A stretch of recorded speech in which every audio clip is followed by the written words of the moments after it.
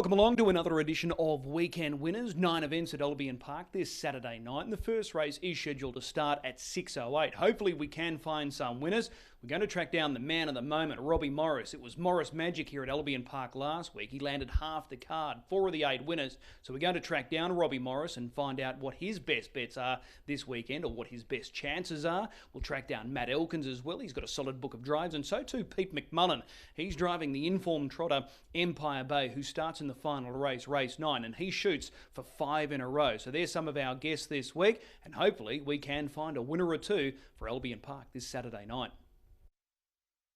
Well, Robbie Morris put the show on last week, half the card, 4 of the 8 winners. He's back again on Saturday night. He's got another really strong book of drives, and he joins us now. Robert, Cruisy Dude in race 1 draws the inside of the second row, so your chances largely depend on Feel the Rain holding up from the inside, but he still looks really well placed here. Yeah, look, he's run first up here last Friday. Was really good. He sort of was first up over a bit of let off. So he raced really good, and he's had a good week. So I'm expecting to run really well again. Just needs that little bit of luck. Yeah, he does. You know, when you're drawn there, you always need something to go your way. But I think I'm following the right horse in the race, and if everything pans out and we get a little bit of luck in running, he'll be thereabouts for sure. Let's talk about Squire. He was really good winning first up last week. Did he impress you, and has he trained on this week? Yeah, he actually surprised me a lot. I actually come up here with the opinion that he'd need that first run. He hadn't had a run for a good 6 or 8 weeks. So he raced really good. He come off the speed good, and he let down really good, and he felt super this morning. So everything's sort of panning out pretty well for him. It's sort of the same sort of draw with him early with Top Tycoon and BG's Bandit sort of drawn underneath him, so I'll have to probably dive in there somewhere and behind him, but he's had a good week, and I'm sure he'll run a good race again. All right, he certainly does look hard to beat there, Squire. In the Open, and this is a good quality Open, you've got the 2 runners, Pembroke's Passion, Aztec Bromac. You've opted for Pembroke's Passion. Created a really good impression here last week. Can we read something into the fact that you've hopped off Aztec, who's a stable favourite to drive Pembroke's Passion?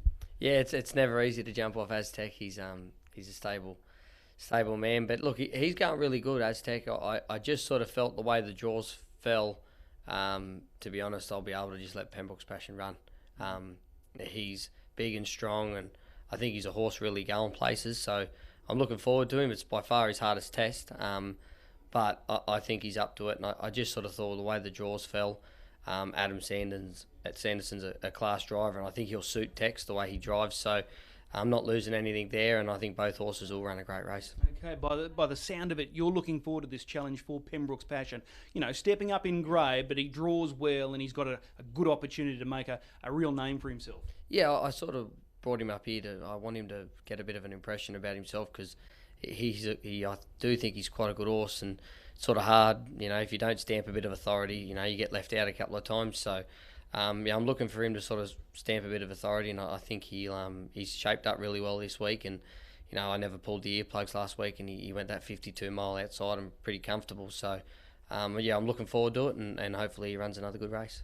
Another key drive this weekend in race 6, the Mares Race, Prophecy. Awesome winning last week, big winning margin. Again facing a second row draw, but she's got that touch of class. Yeah, she does. She's owned by the Carterfelt family, and they're great breeders and supporters of mine and Kerry's, and she's a progressive mare. She's always had a good amount of ability, but as she's got older and a bit more mature, I think she's got a bit more stronger and a bit more versatile, and she's got that speed, you know, this season that she probably didn't have last season. So look, the second row draw, once again, it's always tricky, but looks like she's following out the right sort of horse again. So we've got options with her being the only one on the second row, so I'll make my mind up early, but she's trained on really well, and I expect her to have another good showing this week. Well, half the card last week looks a really strong card this week. What's the pick of them for you? Yeah, look, I find it hard to go past Prophecy. I think she's just going really good, but I can't sort of Pembroke's Passion. Like I said, I got a really soft spot for him. I think he's a good horse going forward, and yeah, I'm looking forward to his challenge. Appreciate the time. Thank you. Matt Elkins is now joining us. He's got a couple of good drives here on Saturday night. We start with race 3, BG's Bandit. This is a good quality race, a number of in-form runners, but he looks as good as chance as any.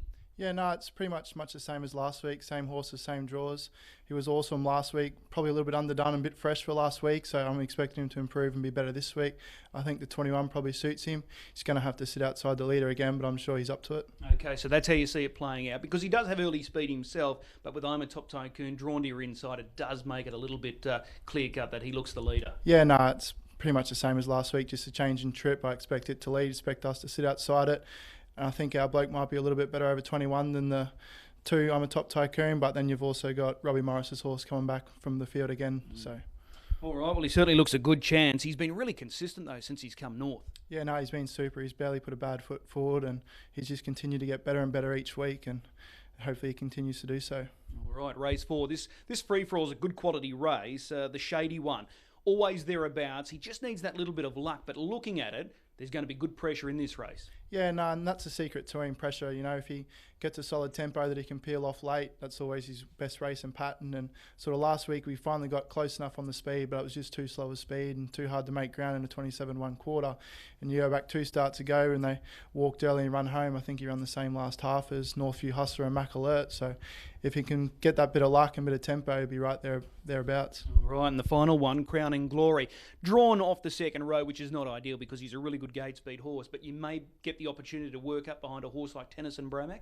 Yeah, no, it looks a pretty hard race. Tennyson Bromac's probably dropping grade there, but we are drawn to hopefully follow it. Hopefully something sits in the breeze and we can follow Tennyson Bromac all the way and we might be able to run into some money there. What's the pick of the trio? BG's Bandit, probably. All right, appreciate the time. Thanks very much. Appreciate it. Pete McMullen has a good book of drives on Saturday night, and we start with race 1. Number 1, Feel the Rain. He comes up with a good draw over a very suitable trip. Pete, he does look very well placed. Yeah, we've finally got ourselves a good draw. He's had a long runabouts of horrible draws. This week back to the barrier 1, back to the mile, so it's a big help. But it is a stronger field this week than what he has been racing. But everything's sort of in his favour. Do you expect him to lead from the inside gate? Yeah, he's got really good gate speed, so I can really sum it up. After the sort of go a couple hundred metres and just decide and see how much pressure we're going to get and work it out throughout the race.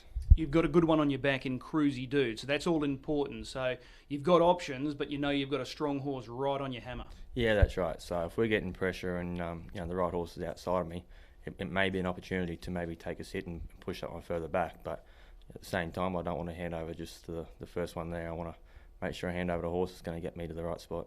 Okay, important there. We skip over to race number 6, Ballerina Carew. Draws gate 2, last start winner. Looks like she's going really well. Yeah, this man's absolutely flying. She's really in peak of her powers, and just a bit of a tricky draw, with the Molina Beach drawn 1. It's got really good gate speed. Probably not going to be able to find the fence, which makes it a little bit tricky. But if we got a nice close sit there, and Molina Beach usually rolls along, so it should be a nice strong pace, which should suit us, and hopefully we'll be there with our shot late. She was really impressive last start. Yeah, it's the time she's been running, and to think she's only had a dozen starts is pretty impressive, really. She's only missed the check a couple of times, and she's way up in class and still really racing very strong.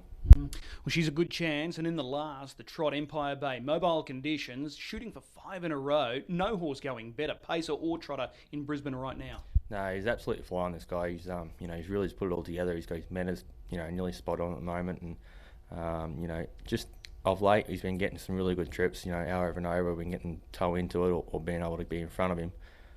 This week we're drawn outside of him, so tactics are very, very important. It's been a bit of a match race of late with the two of them, but fingers crossed we can get a nice little trip there and he'd be there ready to take his shot. Who's the pick of those 3 that we've spoken about? Feel the Rain, Ballerina Carew or Empire Bay? It's probably hard to go past Empire Bay. Just in such good form. He really probably doesn't matter where he is in the run. If we're thereabouts to our over and over, I think he's going to be a very good chance. Appreciate the time. Best of luck. Thank you. It's hard to go away from Prophecy again this week. She was a runaway winner last week. Robbie Morris, we spoke with Robbie, and he's quietly confident again. So I think we'll mark her as the best bet. Race 6, number 8. She's the only mare off the second row in that race, so he's got room to wiggle away from the inside, and I think she'll prove very hard to beat again. So I'm marking her as the best bet. Race 6, number 8, Prophecy. But all in all, it's a really strong card. As I said, 9 races, with the first getting underway at 6:08.